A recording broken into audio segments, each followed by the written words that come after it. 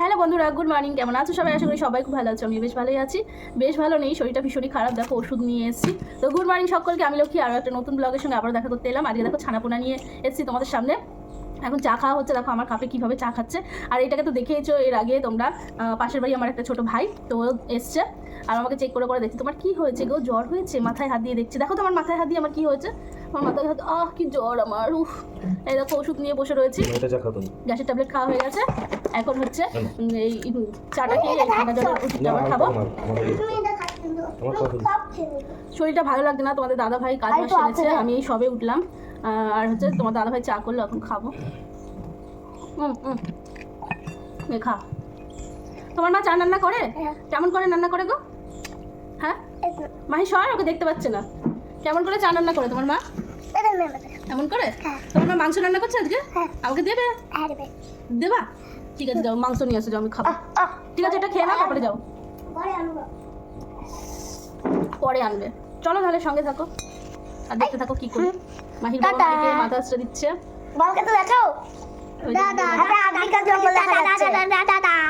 মাহির বাবা মাহিকেই মাথা আশ্রয় দেয়, আমাকে দেয় না। এখন তোমাদের দাদা ভাই আমার মাথা আশ্রয় দেবে। এটা আবার কি মাথা আশ্রয় দেবে? এটা আবার কি মাথা আশ্রয় দেবে? এই কি কথা? দাদা ভাই গেছিলো বাজারে, দেখো বাজার থেকে কি সুন্দর সুন্দর ফুলকপি নিয়ে এসছে। এই দেখো কি সুন্দর দুখানা ফুলকপি নিয়ে এসছে। ফুলকপিগুলো এত পছন্দ হয়েছিল আমার, ভীষণ সুন্দর হয়েছে। দুদিনে দুটো হয়ে যাবে। এদিকে এনেছে কাঁচা লঙ্কা, এনেছে টমেটো, এদিকে এনেছে বক ফুল, আর এদিকে দেখো মেয়ের জন্য এনেছে পানি ফল। চলে এসেছি অনেকক্ষণ আগেই। তো তোমাদের দাদা ভাই বাজারে গেছিলো, দেখো চিকেন নিয়ে এসছে। দেখি অনেকটাই চিকেন আছে, কাজু কিশমিশ বের করেছি, আর এদিকে পেঁয়াজ কেটেছি, আলু কেটেছি, মশলা করবো এখন। তোমরা হয়তো বুঝতেই পারছো কিছু একটা স্পেশাল জিনিস হবে। তো এইদিকে দেখো ক্যাপসিকাম, এগুলো সব বের করেছি, এগুলো কাটবো।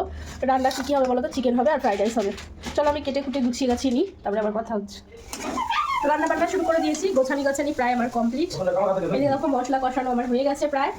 আর এদিকে তোমাদের দাদা ভাই হাঁড়ি বসিয়ে দিয়েছে। বড় হাঁড়িতেই বসানো হয়ে গেছে, ছোটো হাঁড়িটা তোলা হয়ে গেছে। মানে যেটা মানে আমাদের তিনজনের হয়ে যেত সেরকম একটা হাঁড়ি আছে, ওটা উপরে তোলা হয়ে গেছে। ওটা আবার পারবে, তার নিচে এই হাঁড়িটা ছিল, এই জন্য তোমাদের দাদা ভাই এটাতেই বসিয়ে দিয়েছে, চাল টাল ধুয়ে এর মধ্যে বসিয়ে দিয়েছে। বলছে দাদুমার শরীর খারাপ, আমি একটু হেল্প করে দিই। তো মাইকে পড়াতে এসেছিলো স্যার, উড়িয়ে চলে গেছে, ওকে স্কুলে দিয়ে পাঠাবো। তো তাড়াতাড়ি করছি। ওর বায়না যে ও মাংস আর ফ্রাইড রাইস খাবে, এই জন্য ওর বাবারও ভালো লাগে। আমরা তো মাঝে মাঝে করে খেয়েছি, তখন তোমাদের দাদাভাই বাড়িতে ছিল না, এই জন্য আরও করে দিচ্ছি। আবার ডিউটি যাবে, নাইট ডিউটি আছে, হেল্প করে দিচ্ছি। নাইট ডিউটি আছে, তো নাইট ডিউটিতে নিয়ে যাবে, এই জন্য একটু বেশি করে করছি আর কি। তো প্রায় কাটাকুটি আমার কমপ্লিট, শুধু বিনসটা কাটলেই হয়ে যায় আর কি। বাবা করি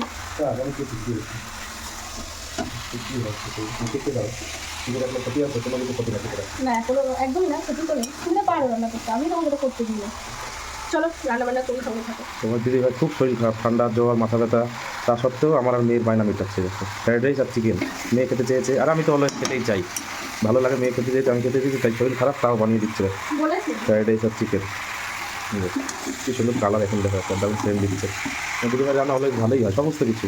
ওর জন্য আমার শরীরটা কমাবো কিন্তু ভরিটা কমাবো কি, এত সুন্দর রান্না ভালো হয় খেয়ে, মানে আর মনেই থাকে না যে একটু কম খেতে হবে, একটু এত ভালো লাগে খেতে খেতে, মনেই থাকে না আমার, অনেক খাওয়া হয়ে যায়, এত ভালো টেস্ট হয়। হ্যাঁ সত্যি সত্যি, না তেল নাও, সত্যি সত্যি খুব টেস্ট হয়। এই যে আমার মাহি স্নান করে রেডি হয়ে গেছে, স্কুলে যাবে। আমার এদিকে রান্নাবাড়ি হয়ে গেছে, মাহিকে আগে খাইয়ে দিচ্ছি, তারপরে আমরা ধীরে সুস্থে খাবো। এই জন্য মাহিকে আগে খাইয়ে দিচ্ছি। তা না মাহি, স্কুলে যাবে তো? ভালো লাগে স্কুলে যেতে? ব্যাং ভালো লাগে এখন বলছো তাই, আমি তো জানি। তুমি স্কুলে ভালো লাগে? স্কুলে ভালো লাগে না, হলি চাইল্ড স্কুল ভালো লাগে না? না হা করো। একদিন বলো হলি চাইল্ড ভালো লাগে, একদিন বলো পিপি ভালো লাগে। চলো সবাইকে গুড মর্নিং বলো, গুড মর্নিং বলো সবাইকে। এটা আবার কেমন গুড মর্নিং? Good morning. চলো মাহিকে খাইয়ে নিই, পরে আবার কথা হচ্ছে। মাহিকে তো খাইয়ে স্কুলে পাঠিয়ে দিয়েছি। আর এই দেখো কতটা ফ্রাইড রাইস হয়েছে, আর এদিকে শসা পেঁয়াজ কেটে নিয়েছি, আর এই দেখো চিকেন। তো তোমাদের দাদা ভাইয়ের খিদে লেগে গেছে, খেতে দিয়ে দিই।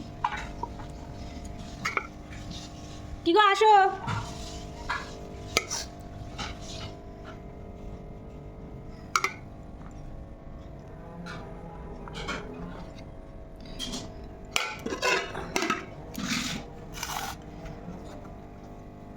ভাতগুলো একটু বেশি হয়েছে তো, তাই জল কম হয়েছিল, একটু নরম হয়ে গেছে।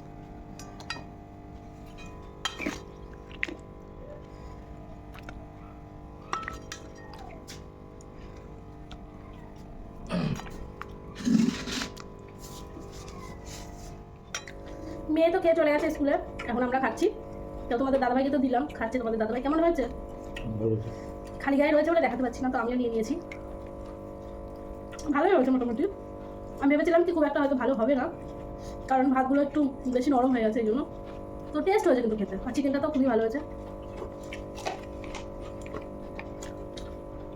নিজের প্রশংসা নিজেই করে নিচ্ছি। না না, ভালো হয়েছে। কি দেবো আর বলো?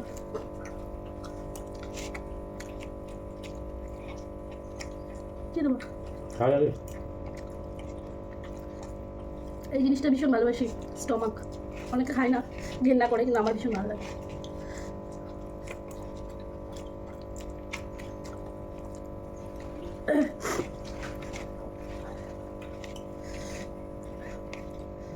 খুব ঝাল লাগছে, জ্বর এসছে না মুখে, বেশি একটা ভালো লাগছে না, ভীষণ ঝাল লাগছে, গাল ফাল ছেলে গেছে না। চলো খাই তাহলে।